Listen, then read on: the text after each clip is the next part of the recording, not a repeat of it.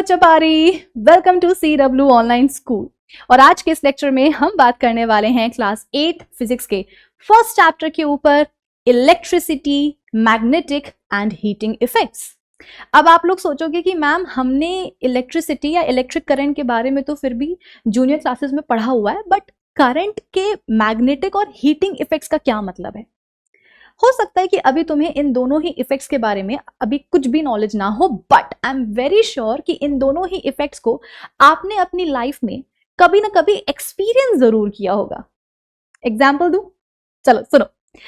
Suppose आपका phone discharge हो गया है, आपका मोबाइल फोन, ठीक है, और आपने उसको चार्जिंग पे लगाया। लगातार आधे एक घंटे चार्ज करने के बाद आपने ये ऑब्जर्व किया कि जो आपका फोन है प्लस उसका जो चार्जर है दोनों गर्म हो गए। क्यों? आप लैपटॉप यूज कर रहे हो, आपने उसको चार्जिंग पे लगाया, आधे घंटे के बाद आप ये रियलाइज करते हो कि लैपटॉप गर्म हो गया, भाई उसका जो चार्जर है वो भी गर्म हो गया। विंटर सीजन है, बकेट भर के पानी गर्म करना है, तो सबके घर में वो जो पानी गर्म करने वाली जो रॉड होती है, इमर्शन रॉड, सब उसका यूज करते हैं। रॉड को पानी में डाल देते हैं और with in few minutes bucket भर के पानी पूरा गर्म हो जाता है। कैसे? बेटा जी, इन सारे एग्जाम्पल्स में ना एक ही रीजन छुपा हुआ है, और वो है इलेक्ट्रिक करंट का हीटिंग इफेक्ट। आसान शब्दों में समझाऊं तो मतलब यह है कि जब किसी चीज में, किसी कंडक्टर में इलेक्ट्रिक करंट फ्लो होता है तो करंट के फ्लो के कारण उस कंडक्टर में हीट पैदा हो जाती है, हीट प्रोड्यूस हो जाती है। आपने अपने फोन को आधे घंटे चार्ज किया था। चार्जिंग का मतलब क्या है कि लगातार आधे एक घंटे तक आपके फोन में करंट जा रहा था, करंट का फ्लो हो रहा था आपके फोन में, उसके चार्जर में। तो क्योंकि लगातार एक घंटे तक, आधे घंटे तक चार्जर में आपके फोन में करंट फ्लो हुआ, तो उस करंट के कारण, उसके फ्लो के कारण आपके फोन में हीट पैदा हो गई। इसीलिए आपका जो फोन है वो गर्म हो गया, उसका चार्जर भी गर्म हो गया।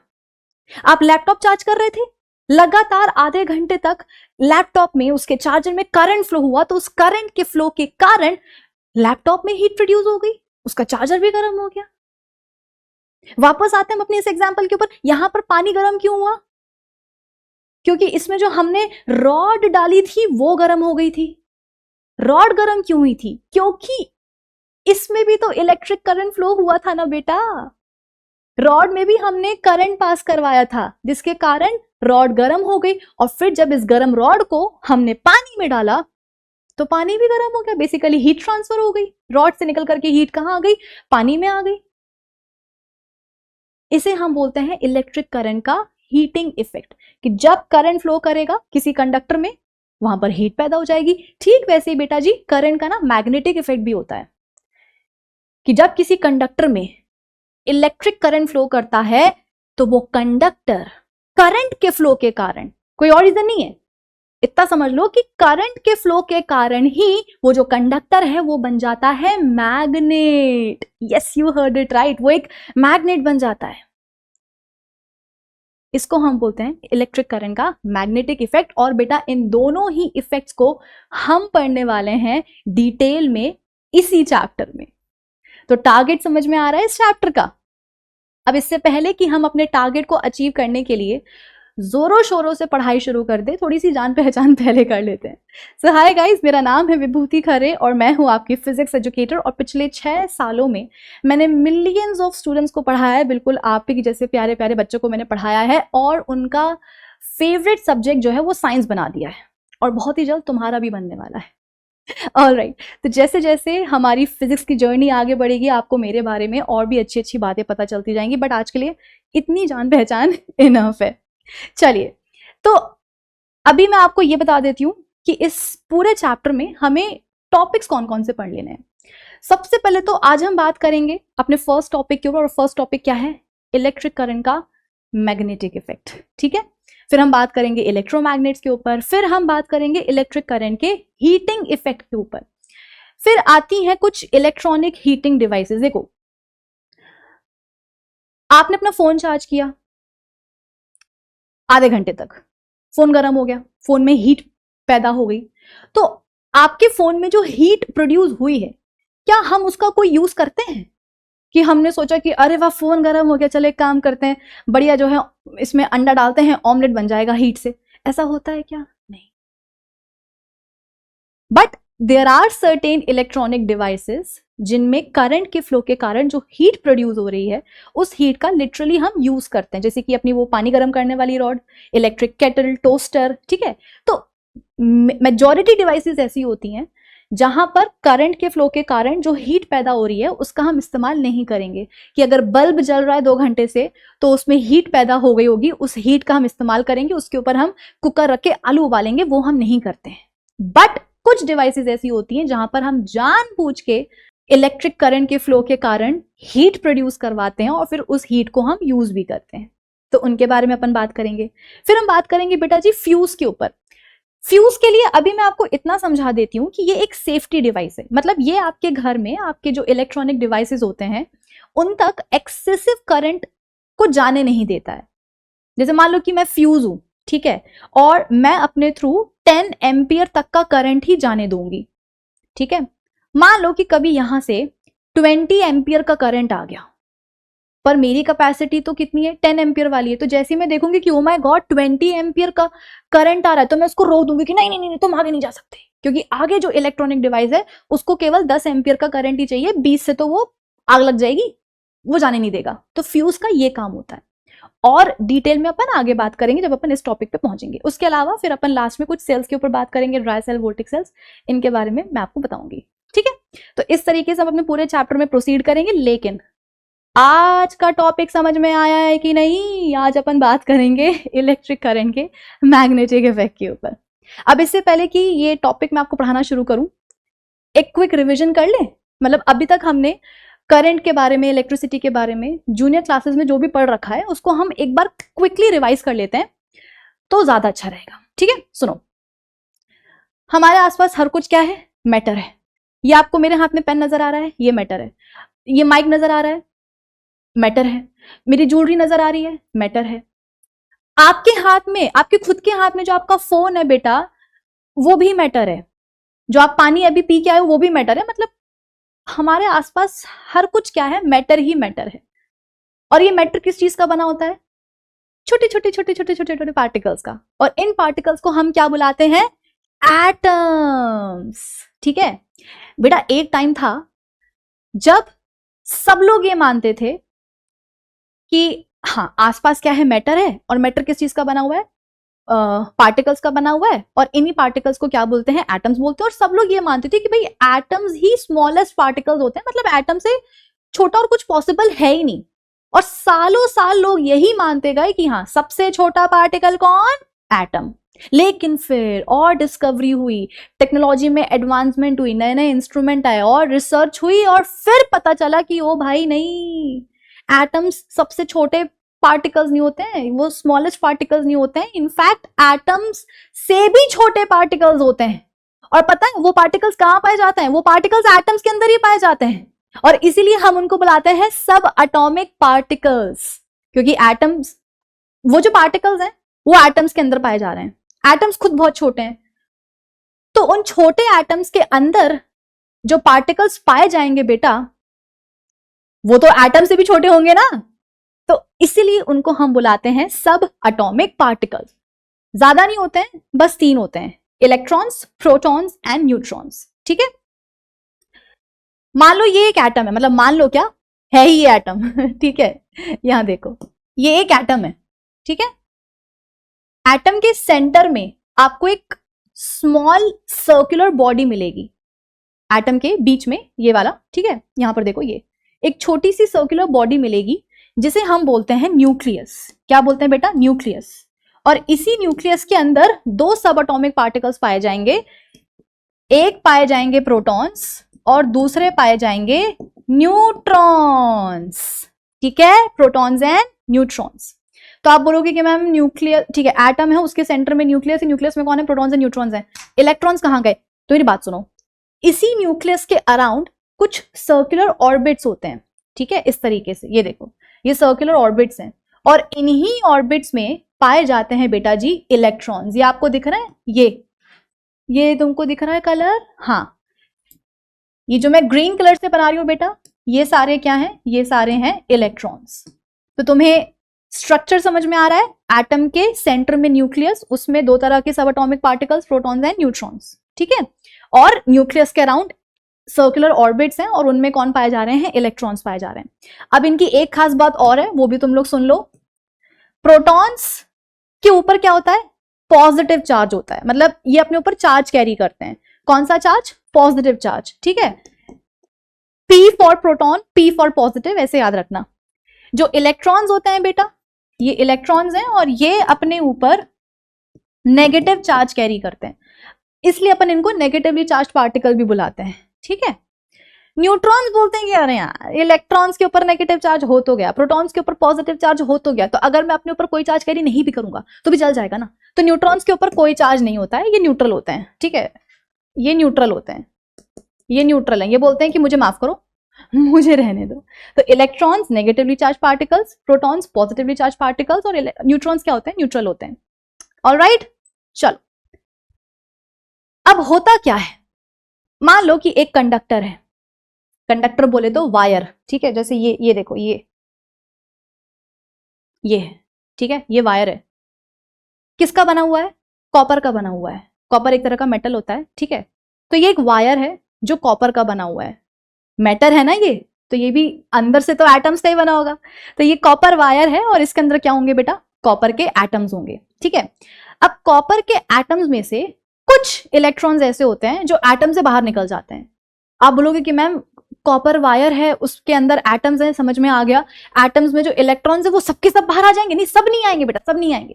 जैसे क्लास में कुछ बच्चे होते हैं ना, बहुत नॉटी होते हैं, बिल्कुल क्लास के बाहर जाने की उसमें रहते हैं फिराक में, वैसे ही ये जो कॉपर का वायर है, ठीक है, इलेक्ट्रिक वायर, इसमें बहुत सारे कॉपर एटम्स हैं। कॉपर एटम्स में से कुछ इलेक्ट्रॉन्स होंगे जो एटम से बाहर निकल आएंगे, और जो एटम से बाहर निकल आए उनको हम क्या बोलते हैं बेटा, फ्री इलेक्ट्रॉन्स बोलते हैं। ये टर्म याद रखना, ठीक है। वो इलेक्ट्रॉन्स जो एटम्स से बाहर आ जाते हैं उनको हम बोलते हैं फ्री इलेक्ट्रॉन्स। फ्री क्यों बोल रहे हैं, जैसे मान लो कि अगर मैं क्लास में हूं तो मैं बोलूंगी कि मुझे डिस्टर्ब मत करो, अभी मैं बहुत बिजी हूं, अभी मैं बिल्कुल भी फ्री नहीं हूं, क्योंकि मुझे बच्चों को पढ़ाना है। और अगर मैं क्लास के बाहर आ गई तो मैं बोलूंगी कि हाँ अब मुझे बताओ क्या काम है, अब मैं फ्री हूं, समझे।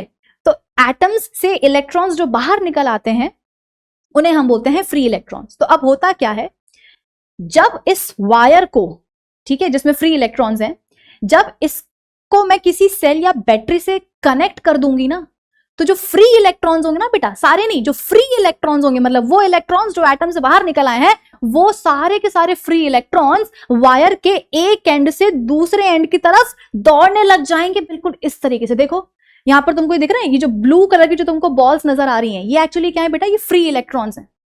तो जैसे ही इस तार को मैंने एक बैटरी या एक सेल से जोड़ा, जो अंदर फ्री इलेक्ट्रॉन्स थे वो सारे दौड़ने लग गए, एक एंड से दूसरे एंड की तरफ भागने लग गए, और जैसे ही किसी कंडक्टर में फ्री इलेक्ट्रॉन्स फ्लो करने लग जाते हैं, हम बोलते हैं कि देखो करंट फ्लो हो गया, अब इस कंडक्टर में करंट बह रहा है। और क्योंकि इलेक्ट्रॉन्स क्या होते हैं, नेगेटिवली चार्ज पार्टिकल्स होते हैं, उनके ऊपर नेगेटिव चार्ज होता है, तो कुछ कुछ किताबों में आपको यह भी देखने को मिलेगा कि हाँ चार्ज फ्लो कर रहा है, इसलिए करंट फ्लो कर रहा है। तो कंडक्टर में करंट के फ्लो का मतलब समझ में आया। हम कब बोलेंगे कि किसी कंडक्टर में करंट फ्लो कर रहा है, जब उस कंडक्टर में जो फ्री इलेक्ट्रॉन्स होंगे जब वो फ्लो करने लग जाएंगे, तब बोलेंगे कि हाँ इसमें करंट दौड़ रहा है, इलेक्ट्रिक करंट का फ्लो शुरू हो चुका है, ठीक है। चलो अब तुमने मैग्नेट के बारे में भी पढ़ रखा है ना। मैग्नेट क्या होता है, एक ऐसा मटेरियल, एक ऐसा सब्सटेंस जो आयरन या आयरन से बने हुए आर्टिकल्स को अपनी तरफ अट्रैक्ट करता है। फॉर एग्जाम्पल मेरे पास ये मैग्नेट है, ठीक है, और इसके पास में एक आयरन ऑब्जेक्ट लेके आ गई, तो ये क्या करेगा, इसको अपनी तरफ अट्रैक्ट कर लेगा। ये मैग्नेट है, मान लो ये मैग्नेट है और ये आयरन ऑब्जेक्ट है, तो जैसे ही मैं दोनों को पास पास लेके आऊंगी, ये क्या करेगा, मैग्नेट इसके ऊपर अट्रैक्टिव फोर्स लगा देगा। अट्रैक्टिव फोर्स, फोर्स मतलब वही पुल या पुश, तो ये क्या करेगा, मैग्नेट इस आयरन ऑब्जेक्ट को अपनी तरफ खींच लेगा, अट्रैक्टिव फोर्स लगा लेगा, जिससे कि अल्टीमेटली ये आयरन ऑब्जेक्ट जो है मैग्नेट के ऊपर जाकर के ऐसे चिपक जाएगा, स्टिक कर जाएगा। तो मैग्नेट ये होते हैं, ठीक है। किसी भी मैग्नेट के या हर मैग्नेट के इनफैक्ट दो पोल्स होते हैं, एक होता है नॉर्थ पोल और एक होता है साउथ पोल। अगर आप दो मैग्नेट्स को आमने सामने लेके आ रहे हो कुछ इस तरीके से कि दोनों के सेम पोल्स आमने सामने आ रहे हैं, जैसे मान लो कि मैं हूं, सामने से मेरी कोई दुश्मन चली आ रही है, ठीक है, तो जैसे ही हम लोग आमने सामने आएंगे, मैं मुड़ जाऊंगी और वो वहां मुड़ जाएगी कि हम एक दूसरे को फेस ही नहीं करना है।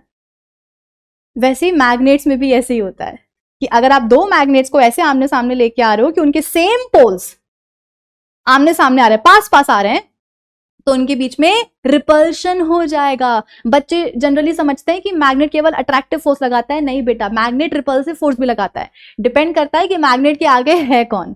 अगर आयरन ऑब्जेक्ट होगा तो वो उसके ऊपर अट्रैक्टिव फोर्स लगा देगा, और अगर दूसरे मैग्नेट का सेम पोल सामने हुआ तो रिपल्सिव फोर्स लगा देगा। ये देखो, इस मैग्नेट का नॉर्थ पोल और इस मैग्नेट का नॉर्थ पोल पास पास आ रहे हैं, तो देखो ये मैग्नेट ऐसे पीछे पीछे पीछे पीछे होता जाएगा कि मेरे पास मत आओ, मेरे पास मत आओ, ठीक है।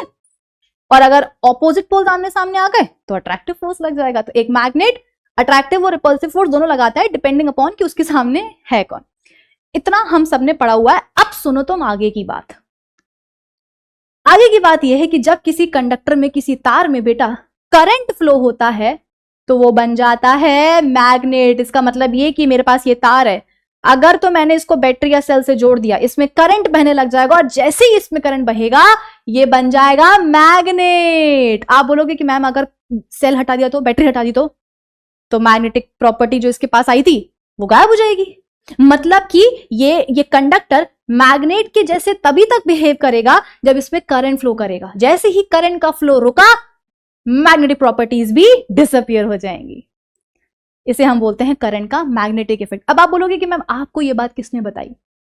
ऑब्वियसली मुझे मेरे टीचर ने बताई। मेरे टीचर को ये बात कैसे पता चली? किसने डिस्कवर किया? तो हुआ ये था बेटा कि एक बहुत ही फेमस डैनिश फिजिसिस्ट थे जिनका नाम था हेंस क्रिश्चियन ओरेस्टेड। और ये ना एक दिन एक्सपेरिमेंट परफॉर्म कर रहे थे, और एक्सपेरिमेंट करते करते इनको ये बात पता चली कि ओ, अगर किसी कंडक्टर में करंट फ्लो कर रहा है तो वो उस टाइम के लिए मैग्नेट बन जाता है, और ऐसे मैग्नेट को हम बुलाते हैं इलेक्ट्रोमैग्नेट। समझ में आ रहा है? इलेक्ट्रोमैग्नेट, क्योंकि वो मैग्नेट बना है इलेक्ट्रिक करंट के फ्लो के कारण, इसीलिए उसको हम बोलते हैं इलेक्ट्रोमैग्नेट।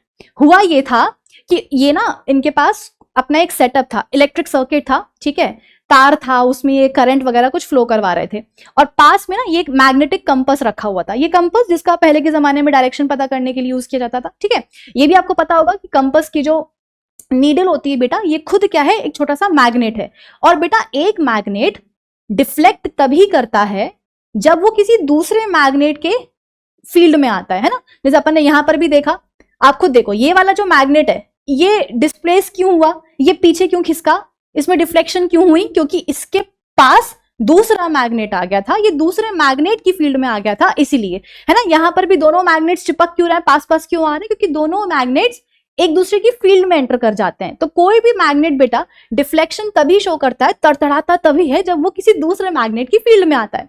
तो अब हुआ क्या, ये कुछ अपना एक्सपेरिमेंट कर रहे थे, और जैसे ही इन्होंने तार में करंट फ्लो करवाया, पास में जो कंपास रखा हुआ था उसकी जो नीडल थी वो देखो इस तरीके से ऐसे से तड़तड़ा गई, डिफ्लेक्ट कर गई। अब इनको लगा कि लगता है यार आसपास कोई मैग्नेट रखा हुआ है, इसीलिए इसमें डिफ्लेक्शन हो रहा है। इन्होंने अपना एक्सपेरिमेंट बंद किया और ढूंढा कि मैग्नेट कहां है, मैग्नेट कहां है। इनको मैग्नेट नहीं मिला, और जो डिफ्लेक्शन हो रहा था वो भी रुक गया। इनको लगा कि कुछ मिसअंडरस्टैंडिंग हुई होगी, खैर जो भी है। ये दोबारा से अपना एक्सपेरिमेंट करने लग गए। दोबारा से जैसे ही वायर में करंट फ्लो हुआ, ये जो नीडल है ये फिर डिफ्लेक्ट कर गई। अब ये फिर वो हो गई कि यार ये हो क्या रहा है। ये चीज इनके साथ बार बार हुई, बार बार हुई, और फिर इनको रियलाइज हुआ कि भाई ये जो वायर है ना, इसमें जो करंट फ्लो हो रहा है इसका कुछ खेल है, कि जब तक वायर में करंट फ्लो होता है कंपास की नीडल डिफ्लेक्ट करती है, क्योंकि जब तक कि इस वायर में करंट फ्लो होता है ये वायर मैग्नेट जैसे बिहेव करने लग जाता है। और क्योंकि कंपास नीडल खुद एक छोटा सा मैग्नेट है और वो दूसरे मैग्नेट के कांटेक्ट में आ जाती है तो डिफ्लेक्ट करने लगती है। और जैसे ही वायर में करंट फ्लो बंद हुआ, करंट नहीं बह रहा, फिर नीडल में कोई डिफ्लेक्शन नहीं हो रहा। फिर उनको पता चला कि ओ, इसको हम बोलते हैं इलेक्ट्रिक करंट का मैग्नेटिक इफेक्ट, कि जब तक करंट बहेगा कंडक्टर मैग्नेट जैसे बिहेव करेगा, और जैसे ही करंट बहना बंद हुआ डिसअपियर हो जाएगी मैग्नेटिक प्रॉपर्टीज। अब बात आती है समराइज करने की।